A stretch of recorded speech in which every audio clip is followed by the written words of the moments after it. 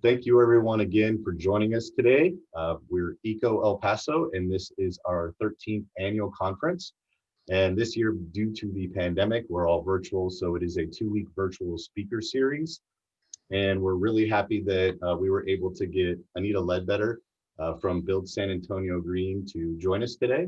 And she will be speaking not only about Build San Antonio Green, but she will also be speaking about their efforts in San Antonio, how we can maybe take some of those ideas here in El Paso. And hopefully we'll be able to continue the conversation after she shows us a quick film. And then on a side note, I just happen to know Anita very well. We worked together in San Antonio on a board for Solar San Antonio, and she is the executive director for Build San Antonio Green, which has done some amazing work with sustainability and affecting positively against climate change in San Antonio.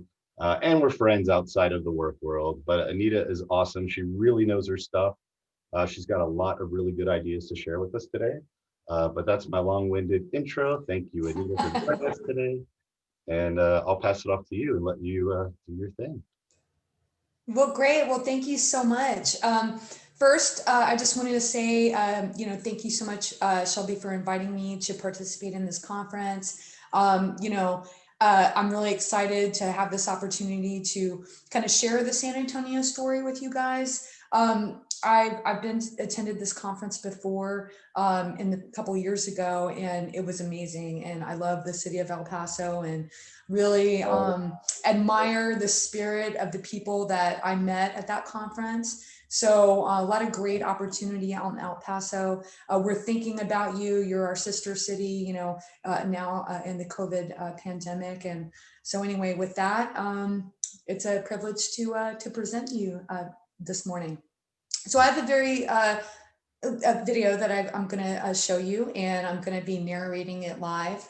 And then afterwards, we'll open it up for questions, and really look forward to catching up with you, Shelby, and talking about everything. So, all right. Hey, all yours. All right, let me get this all.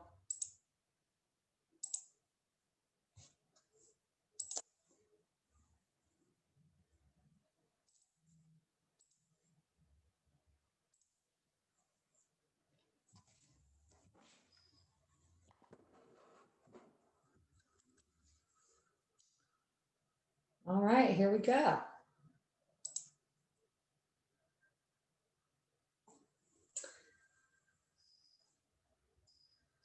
We are Build San Antonio Green. And I'd like to share our story with you today. We were founded back in 2001 as a nonprofit partnership of the city, the county, and CPS Energy. And today our mission is to protect and enhance the quality of life of the people of San Antonio through our work. Community engagement, solar for everyone, and affordable green building. This is the work of our organization. Single family retrofit, single family new construction, multifamily, mixed use, and commercial buildings.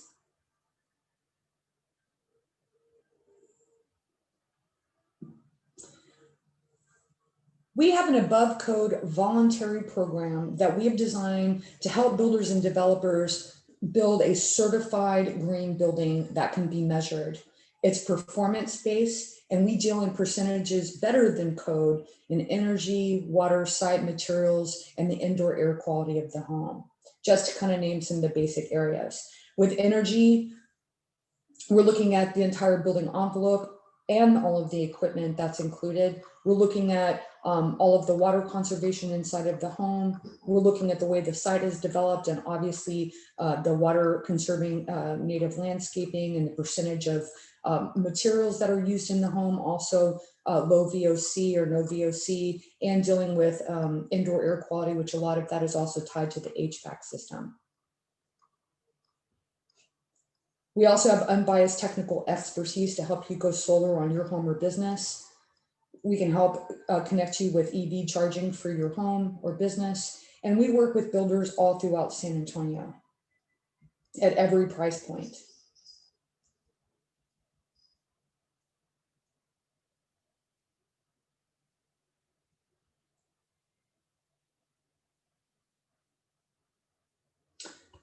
We specialize in rebates for builders and energy savings for customers. And we've been at this a while, but the green building program really started to hit a good pace, I guess, back in about 2009. And we've been every year growing. As of today, we've certified almost 11,000 projects here in San Antonio, representing 24.5 million square feet of certified buildings. That represents 17.7 megawatts of peak demand reduction on our energy grid, 290 million pounds of CO2, 221,000 pounds of NOx have been prevented, which is pretty much like taking about 24,000 cars off the San Antonio roads every year. But that's what we've been doing. And I'm here to talk to you about the future and our vision for what we see coming and where we want to go. I'm going to tell you a story. Many years ago here in San Antonio, we had a green building program, we had designed that. But years ago, about 2009 or so, we really started putting in these smart meters. And then we began to kind of reevaluate our game plan, because we knew the next thing that would be coming would be a smart grid, right? And what a smart grid, meaning the electrical grid, what we mean by that is that it was going to transform from a energy pipeline of the past to a two-way communications platform that we call the smart grid. This is starting to happen with our water grid here in San Antonio. We're starting to test out the meters. Next, we believe that this will start evolving with our transportation grid, and some of that is already happening with TransGuide and our traffic system. Next, we have the layer of the Internet of Things, all the devices everyone is purchasing, and connectivity.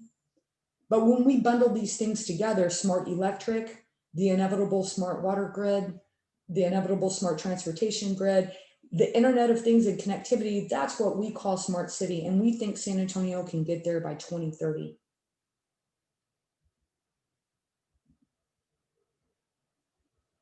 That's why back in about 2009, we created a program called Smart Green, which is the automated green building. Today, we've been working with Meritage Homes, and we have about 1,000 of these certifications, but a lot of it has been really driven by consumer demand. It's a green home, but with a lot of technology that people want. And it's really what the customer wants, and that's going to continue to evolve and change. It's been my observation that consumer demand and technology development has been outpacing, utility and infrastructure planning. So we designed the automated green building to where we can plug in these programs of the future: demand response solar panels, grid tied EV and storage, demand response irrigation. These are the programs of the future. The smart green home is predictive and reactive. Now, again, we designed it back in 2009. It took us many years to get a builder to do it, but it is starting to happen now. So we went from green to smart green, and then we created the SA Climate Ready plan here in San Antonio. I had the privilege of being co-chair of that plan, which really looked at two pieces: mitigation, how are we going to reduce our contribution to climate change, and adaptation, how are we going to adapt to it? And our goal is net zero carbon by 2050. Now, we've been working in the space of mitigation for a long time in the green building program, right? That's that whole emissions reduction. But when we look at the weather patterns, this is what I was thinking about, what our anticipated weather will be here in San Antonio. Longer periods of drought, it's not rocket science. It's going to get hotter. We're going to have higher temperatures. We're going to have increased flooding. We're going to generally have more hot days and more extreme weather, right? That's adaptation. How are we going to adapt to that? How, and it's kind of like, how do things evolve? When I told you the story about we went from a meter, now I think we're going to start rolling out all of these sensors everywhere. And we're going to have so much data. Right now, CPS, I think when they turned it on, they had more data in the first hour than they had in the history of the company. This is going to happen to all of us. And the question is, what are we going to do with all that data? First, we're going to just have to collect it, right, from all these smart meters. Then we're going to have to manage it. The real trick is how we're going to optimize and utilize it, right? Given all these factors, consumer demand, our changing climate, extreme weather events, data. How can we use all of this to better prepare? How can we use things like predictive analytics to help us to prepare better for climate change? These are some of the big questions that are out here. Questions I think about. How can we use this to optimize emergency management and response? You know, a smart city isn't just about, you know, optimizing our resources. It's really about getting ahead of things and having resource and climate resilience through the technology that is happening anyway. We just have to organize it and get ahead of it. And also, you know, when we have all this data, let's talk about social equity. How can we use data as a tool for social equity? That's a big question for me. You know, people talk about social equity and what that means. For me, I feel like data is a fantastic tool because you can basically just map everything out. And let me give you an example. You know, we're very proud of our history of solar here in San Antonio. I'm going to talk to you about the evolution of solar. In the beginning, you know, we had rebates. When we map out those rebates, that was the first thing that we had. At that time, it was early on, it was the higher income areas of town that were able to participate, right? I'm showing you the city of San Antonio. The next step is that we diversified and went into kind of utility scale solar farms, kind of spread them out, right? My question is, being from San Antonio, is how are we going to fill this solar desert, which was basically all the low income areas of town? How are they going to be able to participate in solar? So then CPS Energy partnered and created a new program called Simply Solar and Solar Host SA, and so the pilot program at that time was looking to host solar systems on people's roofs. Then they created other partnerships to do community solar. Right now, we're in a big one called Big Sun Community Solar. It's another kind of innovative, groundbreaking program that uses parking structures. So my question is, how we've gotten where we are today is through the diversification of solar and having something for everyone. You know, my question is, what's going to happen with the distribution of EVs? We need to take some of these historical lessons and the data, looking at the map, and start applying that to these new programs that we will need to roll out in the future. Again, how can we use smart city technology as a way to optimize our city to prepare for climate change? These are the big questions.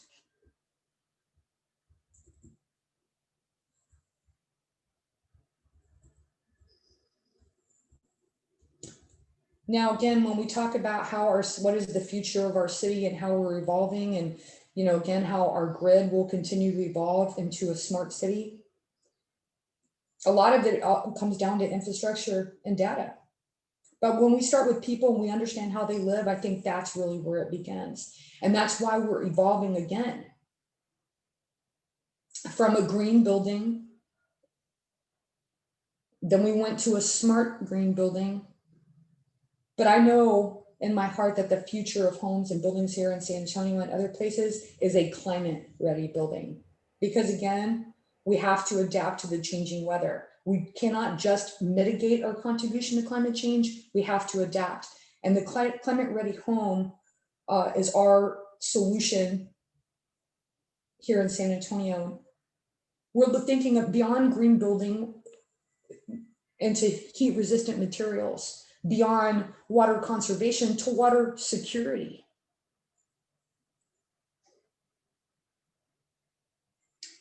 The climate ready home is designed to help buffer the impact of like high winds, flooding, loss of communications, backup power.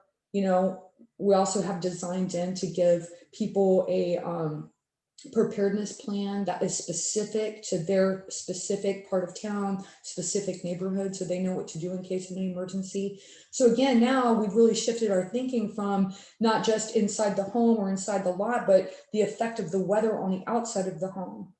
You know, we can't have the side of the house melting off from the heat, right? Climate ready. It is the future of green buildings.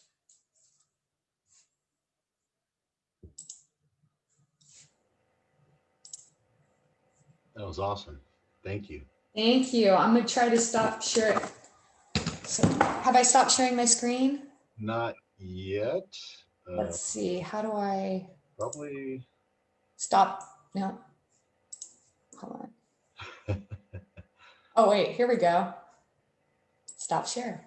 All right. Thanks so much.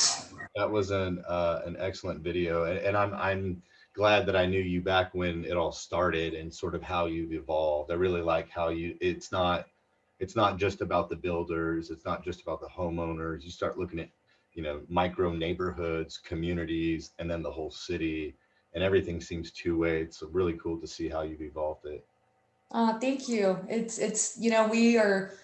We have a saying back at Build SanAntonio Green, and that's teamwork makes the dream work. Shelby, we are old friends, and we share a mentor, Mr. Bill Sinkin. And one thing that I think we all can get behind is that there's a lot of smart people in the world, right? But it's good people that change things for the better. And I think that again, sometimes when we're talking about the things like technology or solar panels or EV and all these things, I think what I try to do is I begin with people and how people live and what people want and what people need, and when we design around that, and what kind of like when you kind of look out and kind of see what's coming in the future, I mean that, and try to kind of re-engineer things more equitably and for the benefit and the quality of life of people. That is why we are where we are today. Yeah, absolutely. No, it's interesting. Almost all the concepts that you proposed, you could pretty much copy that to any city. You just adapt it to whatever the local needs are, right? Like for us, Sure. desert, water, like you said, heat, literally melting off buildings. I mean, I've got trees out here that they survive, but the tips of all the leaves are burning in the summer, right? And Absolutely. the temperatures are getting higher. I think this year in El Paso, I think we're breaking records. The amount of 100-degree days in a single year continues to skyrocket. And a local journalist here sort of showed what it was like, 100 years ago and what it is today. And it's not some just like little blip, it's a consistent, gradual increase Absolutely. that's not going to change unless Yeah. we, you know, try to do what we can to change it. Right. Absolutely, and I think one of the things that I'm so passionate about, and I think that there's a lot packed in here, but again, let's just talk about climate change. Um, in the beginning, it was all again. Think about how our organization was founded to reduce emissions. Well, what do you think that means? It's like, well, we called it reducing emissions, but the whole story is that that's really a lot of the work was focused on mitigation, reducing electrical demand, reducing fossil fuel, reducing, mitigating, right? But what I've come to understand in the last several years really is that that focus on adaptation, that right there is like something that cannot be left behind. And it's something that I feel has been a major focus for me, because again, it goes back to the way that somebody lives and the quality of life of everyone, and kind of, here in San Antonio, and I know El Paso, we're sister cities, but here in San Antonio, we have, a lot of historic inequity. And listen, a lot of that again just comes down to infrastructure, streets and pipes and all of those things. And so, someone might ask, well, what does that have to do with climate change? A lot, when you're in the middle of it, when you're suffering from it. And so, again, using information and using data and using mapping and all of those things are tools to help us kind of re-engineer not only our infrastructure and our utility structures and our buildings and stuff, but really also the way that people live and the way that we help impact their life. I think that for me again is the big thing, is it's really about people's quality of life. Yeah, that actually, the same social inequities are really big here in El Paso. I mean, obviously, I'm not from here. I came here 7 years ago as a transplant, but I married into a family that's been here for over 100 years, and it's just really interesting when you drive around the city and you see the social inequity. I saw it in San Antonio when I would drive, when I was selling solar for years, always on the road. Yes. and I would drive by the coal plants in San Antonio, and I guess it was southeast part of the city, and I started noticing the properties, the homes, the neighborhoods around there, and it's just That's where I grew up, Shelby. yeah, and they're either people aren't even living there anymore, and they're just like abandoned homes and properties, or they're suffering, right, from the coal industry. And then same thing in El Paso when you're out here. I mean, we have an oil refinery, for God's sakes. I mean, that's something I feel like our city just does not address on its own enough. That it is just a huge eyesore. But Well, you see a lot of neighborhoods right next to it, mhm. and that really concerns me. Well, and Um, I'll tell you, very quickly on that note, and back to, it really opens up a big thing here. So you brought up the southeast side of San Antonio and those neighborhoods. That's where I grew up, and this is why I've dedicated my life to this work, is because of our lack of access to just like basic needs. So, and I know this is something seemingly, I imagine El Paso shares this. I grew up in like a food desert. What does that mean? That means that we didn't really have a grocery store, and we didn't have fresh produce, and Dollar people just ate General. fast food or walked to the gas station and literally bought food there, because we didn't have transportation. I grew up, and I lived for a great part of time in severe poverty in my teenage years. I went months with no power, months with no water. I went years without refrigeration or like a stove. And so when you grow up that way, you begin to again really focus on the people in that neighborhood and how they're living and their access to things. And that goes, and that's across the board. So again, as we develop new things, EV, solar, EV, the whole thing, I just, something I'm focused on is that we leave no one behind, and we think about people's ability to participate in those things. It's one thing for someone, I'll give you the food example, for someone to say, oh, well, why don't they just eat organic, or why don't they just, go get some, produce? It's like, well, when there literally isn't any in your neighborhood, you don't have that transportation. So again, those interconnected systems, like what you're saying, and the impact that has on, again, people's quality of life. So yeah, I know that we both share, our cities both share this, issue, these Absolutely. issues. Absolutely.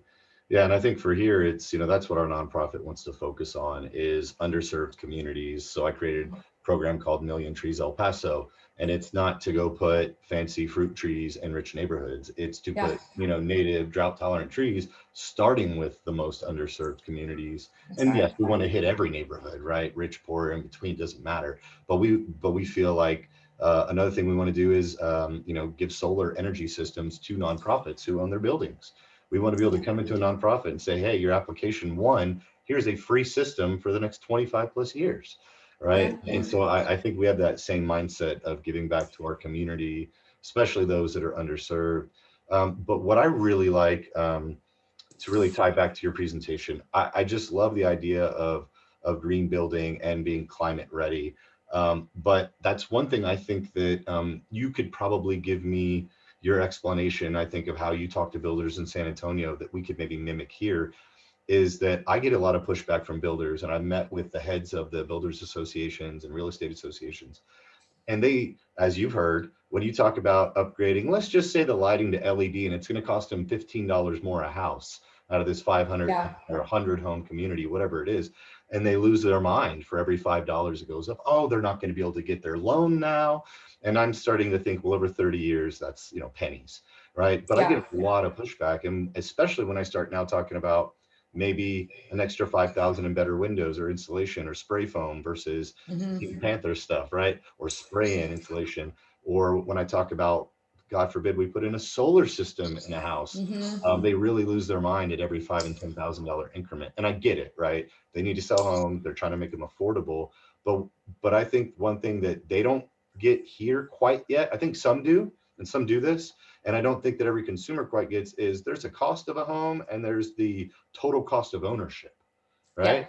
And yeah, you could buy that house for $50,000 more and your $500 electric bill and your air quality is horrible. And I get a lot of pushback here. And what did you like? What clicked between you and your message and the builders in San Antonio when they finally realized that these houses could sell quickly and at a premium? Because I'm not worried about them selling them. I know they Yeah. can sell, but how did you get them to understand that? Well, part of it is, a lot of hard work and some luck. And I stopped talking about it and started showing them the money. And I will say that, I grew up in construction. It's my first, it was, I mean, when I was like 18, I don't know if you know, I actually used to do like apprentice carpentry, and Oh I no. was just straight up on. Then I realized I wanted to go back to college because it was hot out there, honey. So the point being is, I will say this, that and I don't know the price point, but I've been at this job. It'll be 17 years in January, and there is a lot of truth to, yes, many people get priced out at those levels. And so what we do is we avoid that level. Now, not with the exclusion of solar. I'm not talking about solar. So I'm talking about like the base things. What we did, our solution to that is, in the beginning, when there was the first version of the green building program, actually right before I came, it was like the greenest home you could have.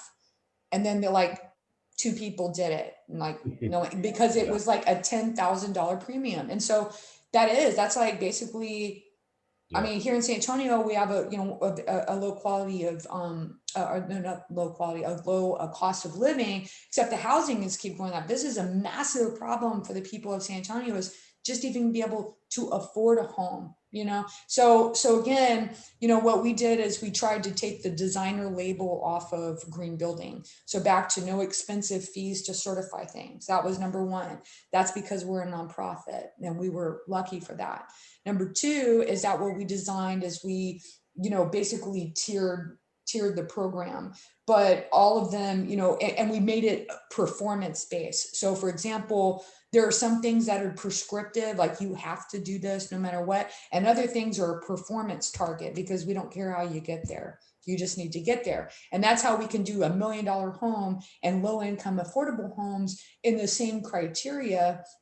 Why? Because getting 15% better than the energy code is actually getting harder as the code keeps getting better, right? And our entry level is designed to be 15% better than whatever the code is. Now, so our solution was, we bundled and we tried to design a program where actually, when you look at the whole system together, you can shave off money in other places through lumber and better techniques and so on. Um, Basically, we tried to design a program where there's almost no premium, the base green building home, or it's like under $1,000. And then second, because of the scale of things as well, a lot of the other thing we did here is that we focused on production builders. So I could have, a handful of high-end custom net zero energy. And because I had the first net zero energy home in our program, thanks to you, Shelby. Thank you, because we worked together on that. Yeah.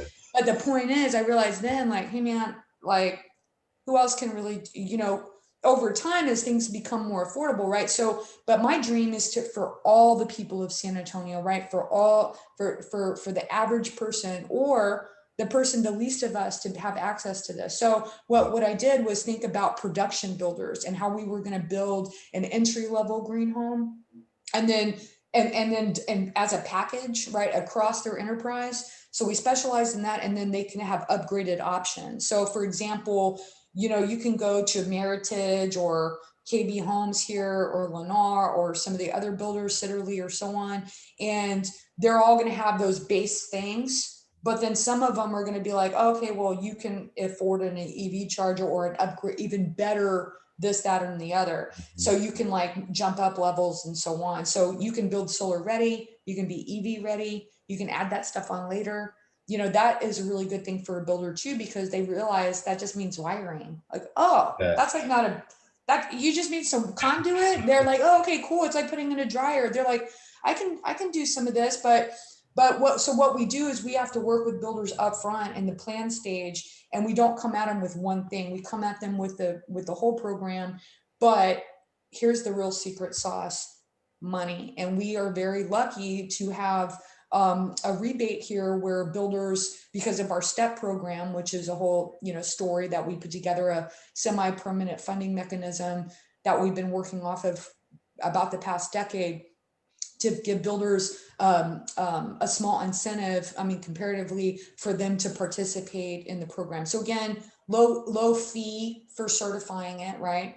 I want you to put the money in the equipment, not pay the designer label. Number two, be performance driven, because for us, it's like that is what green building means, is the optimized. It's like we look at a home like an engine. We want it to be optimal. And so that right there, has guaranteed savings. So for example, here's another thing that we're experiencing here in San Antonio.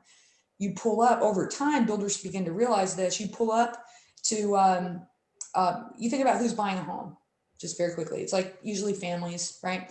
So when and you have a young family, but when you're buying your home and, maybe there's two neighborhoods, same grocery store, same school, same proximity to work, same stuff, same amenities in the neighborhood, same kind of general stuff. Builders, pretty much are kind of building similar type things, generally near each other for competition. But one has a sign that says move in here and your bills are 50% less on an entry level. Those homes sell faster because the nature of where we live, right? It's the same as El Paso, because it's hot, because the drought, because of water. When you start, for us, green building again means a performance-based home. And when it's performance-based and optimized in that way, it has those guaranteed results. So again, a package, we had a great rebate. However, we've also designed the entry level where it almost costs no premium. Yeah. Yeah, that's if awesome. that makes sense. No, that makes total sense. And then you scale it over time.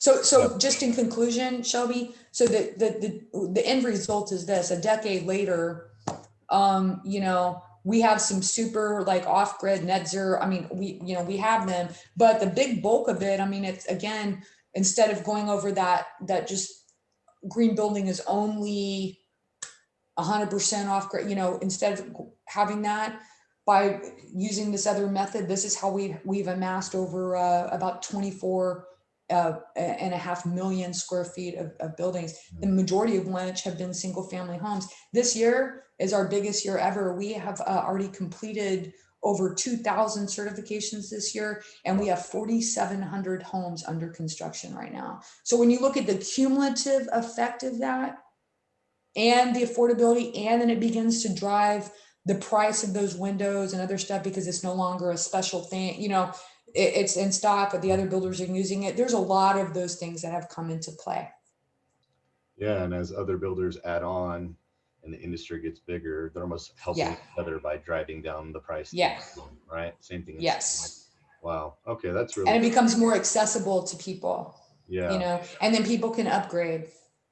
Yeah, because what I need to get through to the builders here is, I guess, they really just need that designer label walkthrough without all the fancy price behind it, kind of like you're doing, right? You're sort of giving them the secret sauce. These are the materials, right? Yeah. These are the procedures and processes and yeah. changes. Would you say the way in which they construct the homes now, from then to now, is it much more, is it drastically different, or it's just a different piece of wood, a different product that they're putting in, a spray foam insulation versus the paint? It's kind of a process, right? But I would say it's a mixture, but a lot of it is process. The other thing too, though, the major game changer, and the thing I just realized I probably should have said, back to when I say things are performance based, we really believe in building science. So again, we use the HERS index, which I know you're familiar with.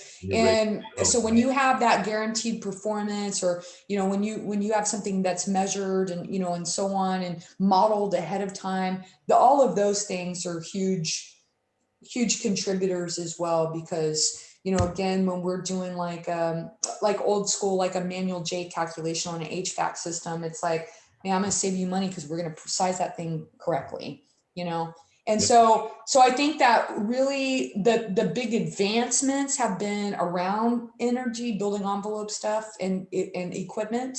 I think the next revolution that's coming also more immediately will be in devices, the Internet of Things and water technology and, and so on and so forth. Sensors. Yeah, I know that's coming this way. On everything. But, the good thing about sensors on everything is that the layer of transparency it brings, because then things are no longer subjective. Like, well, I think this, or, oh, I feel that. Then it's like, well, no, here's all the data and it's on a map and there it is. And that I think can be helpful. Yeah, I think if I can get that message across to builders here and get them to do, I don't know, out of the next 100 homes, give me 10 at, like you said, maybe it's the entry level 15% over code, but I feel like it's like they got to dip their toe in the water to see it. Because one thing I noticed when we sold solar to Lennar Homes, they always told us, yes, we always have open inventory of unsold homes. We never have inventory of a solar home. Every solar home sold for that. In Houston, we would help them with 300 homes. They do 100 with solar, they'd all be sold, and only the non-solar homes. And then customers, like you said, had the option to add it because they were solar ready. And so if anyone's listening that is a builder or in the industry, solar ready and electric vehicle ready, all that means is the proper size conduit pipe and the proper size wire, maybe not even in there, but it's already pre-piped. So we're talking like dollars worth of piping. So later, I don't have to run a big pipe all the way up and across your roof or go into your attic and, modify your home. I can just pull a string with the wire through it. It's all through your house. And it maybe costs the builder $50, but you can now be truly solar and EV ready and have cool aesthetics of not having to have the silver piping all over your house. Absolutely. Absolutely. And again, it's like the other thing I think that helps is that when we have and I tend to have this attitude generally about everything, and that is nothing is a one size fits all, nothing. So not in the community-wide deployment of solar strategy, not in the deployment of EVs, not in, a lot of different things. But what I was going to say is that what we've also seen is, some builders will, kind of like these homes are so energy efficient that you actually need less solar. And, again, because here's something that's, to get down in the weeds. Actually, you and I went through this process together, just to kind of share a story and what I mean about like solar into homes. So for example, from our end, working and we do deep retrofits as well, but when you're working with a new construction build, right, and putting solar on that, well, when it's a green building and it's so energy efficient, you actually can need less solar, right? Which is, and it's kind of like the better your building envelope, the smaller the AC size equipment that you need, right? So it's interesting, but that's very different than how solar started out. Solar started out as a retrofit thing, and solar companies would design it towards what your consumption is. So they would say, hey, these are all your energy bills that you've been in, and we're going to size that system based on those on the bills. Well, now we can model, in a new home. That's a very different strategy, doing those two things. And so again, I think all of it is evolving, and it's just really interesting. The other thing real quick that I would mention is that we also have recognized that different builders build different ways. You mentioned Lennar, and we work with Lennar here in San Antonio. Some builders, they'll like build and then sell them, right? But do you have but KB Homes, for example, is a builder that like they sell and then they build that home. And so sometimes I'll look at them a little bit more for like as an indicator about how strong the market is, just myself. So it's really interesting to think about the different ways that that builders build, because that strategy, who their market is, how they sell, it's all, again, it's not a one size fit all. So talking to these builders, different things motivate different builders depending on their price point, their customer, their want, all those things.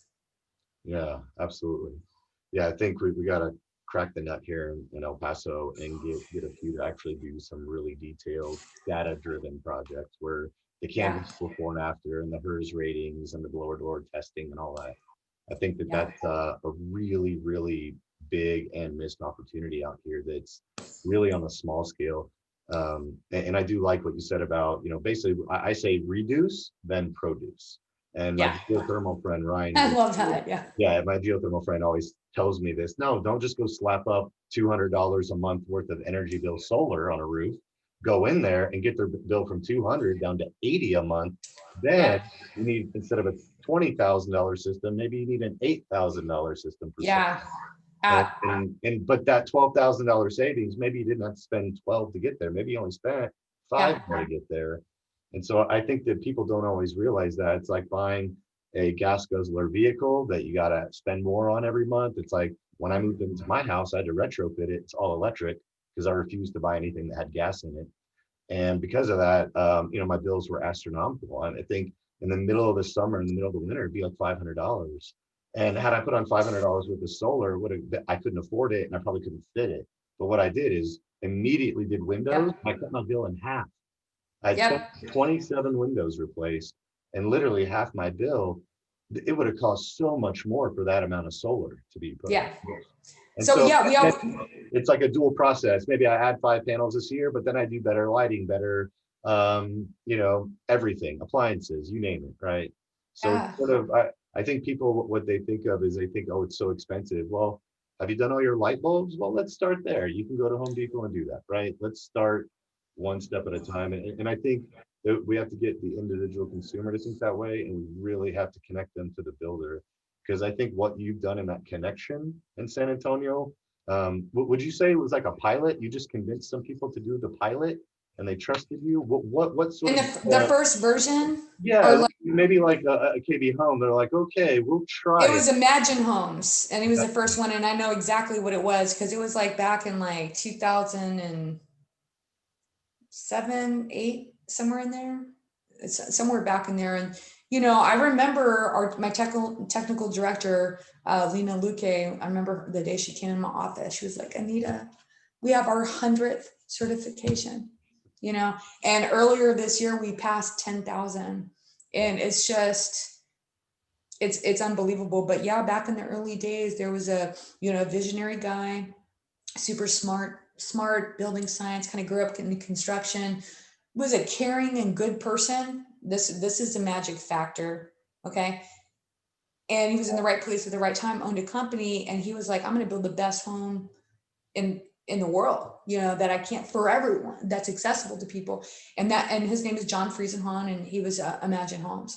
And he was just a really great guy. He was on our advisory committee when we first started trying to kind of regain this. Okay. So when I was hired, when I came in, kind of help kind of re-engineer the program at that time. And so when we did that, John was the first person to sign up to do it. And then over the years, it just, has grown into where we are today. So we're very, very, very blessed, to serve the people here in our community through this work. Yeah. And so today, you said 10,000, that's an insane amount of growth. What what would you say that Crazy. now that's keeping them? Is it the speed in which they sell the home? Is it a slight premium in which they sell it? What's making them I, sticking with it? I, I think because we work across such a diverse group of builders at so many different price points, they all do it for a different reason. So I'm just going to kind of go through this very quickly. So let's talk, because we've been just talking about single family new construction. So let me just start there. Single family new construction, you have a varying degree of builders, a varying degree of price point. Most of them, I would say, do it because the house does sell and because that's what people want here, and also because we do have a rebate that helps to cover that cost of it. In fact, that rebate pretty much, I mean, what we've been told, it covers the upgrades that they have to do and our fee, plus they make money. And that rebate is, like $1,000 back to keep, re-engineering the program to be more performance-based, and that was able to get the job done with reducing costs, if I'm oversimplifying. Oh, no, The second thing, and again, those builders are going to have a different reason. They're like, well, hey, I'm building in a neighborhood surrounded by all these other builders. This is the thing that stands out, or whatever. It's like, it's kind of different for each one, depending on the price point. Now, then we have something like the San Antonio Housing Authority that does all their multifamily through us. They're doing it because of people, because they're truly wanting to serve their residents and extend that opportunity to participate in this so-called clean energy economy, or to receive the benefit, or be able to live in a home that is clean and green, and has better air quality and all of those things. That's a different reason. Then I see a question here. It's kind of a segue into this. Then we have leadership. We have a commercial program. I'm really excited. I have two commercial buildings that are just about to finish here in next couple of months. The first one is, and they're doing it, again, for a different reason. The first one is CPS Energy, a new headquarters. We're very excited. It's a few blocks from our office, Shelby. Oh, we nice. could see it from, we're very excited. It's the old AT&T builder. Right there, what I'm talking about. So they're doing it. Why? Because they're CPS Energy, the largest, municipally, vertically integrated owned utility in the nation, right? So they're doing that because of that leadership aspect, right? The second that I'm really excited about is the Credit Human headquarters. So about our Pearl development here. Next time you come to San Antonio, when the pandemic is, over one day, we're going to hang out, Shelby, and catch, we have all kinds of tours, like invite me to El Paso, come hang out in San Antonio. Anyway, the Credit Human building, they're at the Pearl, kind of the gateway to downtown, right there, right? In a very historic place in San Antonio. They're doing it because, it's kind of the same reason that CPS Energy, some of it is like that leadership aspect. And also, it's going to be a place of connectivity. And, again, the dream is to bring these things to the people of San Antonio, not just like some people, right? Yeah. And I think that is a real leadership tone that we have here. Across the city, across our county, across CPS Energy, across community leaders like Credit Human. And, that desire, again, really to improve the quality of life for people, or lead by example, to create a place changing opportunity, like what Credit Human, again, at Pearl is going to do. That's all motivated by, or isn't it? It happens because people want to do the right thing, or they're trying to improve, again, the people's lives. And so, again, why do people do it? Why does it happen? I think it's kind of all of those things in a nutshell. And so that rebate program, is that through the city?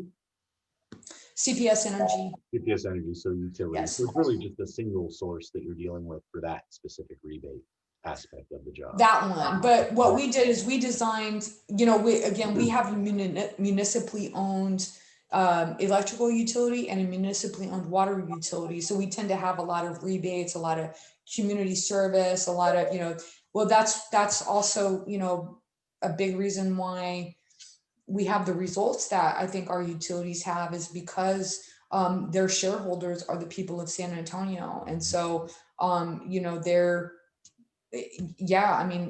that's like a whole conversation right there. But that's a case for moving towards a municipality, whereas we're a monopolistic utility who exports the profits to JP Morgan in New York City. So it's a different mindset. I think, like what you said, it's for the people, by the people, made to city council, back to the people again. Absolutely. That circular economy, and keeping it there is really well. And again, and are there a lot of smart people out here in the world? Oh yeah, there's a whole bunch of them. But it's the good people, right? Or starting out with that spirit of service. It's something I like to call actually the spirit of San Antonio. It's like I was only when I was older that I realized how lucky I was to grow up here. El Paso shares this. You know what I think is beautiful about El Paso, real quick, and I've been there a couple of times, but I really got to be there when I came to this conference, and I got to hang out with you, Shelby. And you know what I thought was so beautiful? Yes, the mountains, and but what's beautiful about El Paso is the same thing that's beautiful about San Antonio, and that's the people that live there. And so again, that motivation to like truly help people or change people's lives or their quality of life, all those things, that is a huge driver that makes all things possible. Yeah, yeah, and I'm hoping we can partner with our utilities more. So, regardless of ownership or municipality, I think that they've got a huge role they should play, they could play. Plus, I also think there's a huge opportunity for them to really sort of clean up their brand too here in the town. And I would say this, it's a logical inevitability. I know you're taping it. I did not say that correctly, but my point is, it's just going to happen anyway. I mean, when you look at, sometimes when we wonder, like, where are we going? We have to also kind of look at like where we've been, right? And then kind of also look at the trajectory of things. What is the momentum of things?